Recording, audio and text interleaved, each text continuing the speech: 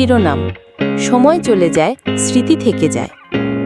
সন্ধ্যাবেলা অফিস থেকে ফিরেই রিনা হাঁফ ছেড়ে বসল।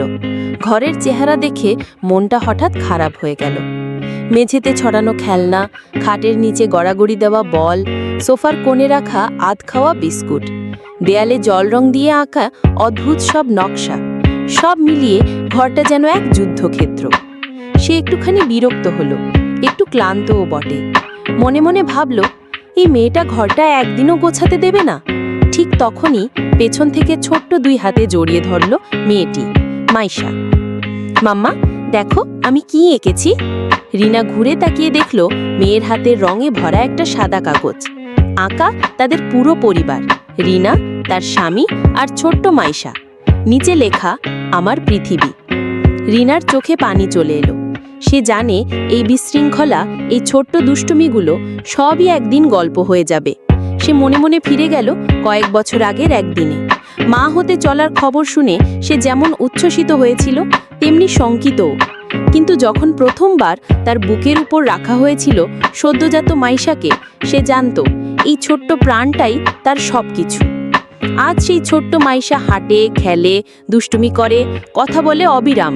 রিনা কখনো বিরক্ত হয়, কখনো ক্লান্ত, কিন্তু একটা মুহূর্তের জন্য সে এই আনন্দের, এই বিশৃঙ্খলার, এই খাঁটি ভালোবাসার বিনিময়ে কিচ্ছু চাইবে না। রিনা জানে একদিন এই ঘরটা আবার পরিপাটি হয়ে যাবে। মাইশা বড় হবে, নিজের জগৎ তৈরি করবে।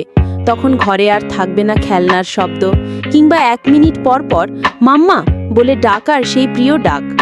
তখন রিনা চাইবে আবার সেই আগের দিনগুলো ফিরে আসুক, যখন মেয়ের পেছনে দৌড়ে তাকে খাওয়াতে হতো, যখন রাতে তার অসুখে জেগে বসে থাকতে হতো।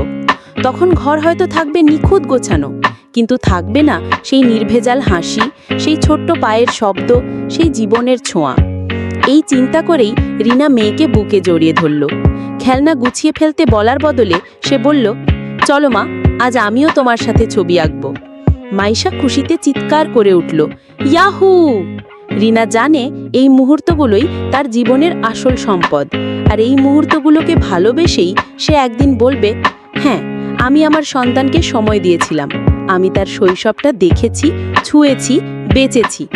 কারণ সময় চলে যায়, কিন্তু ভালোবাসা আর সেই বিশেষ মুহূর্তগুলো রয়ে যায় হৃদয়ের গহীনে, চিরন্তন স্মৃতির মতো। হার্ট।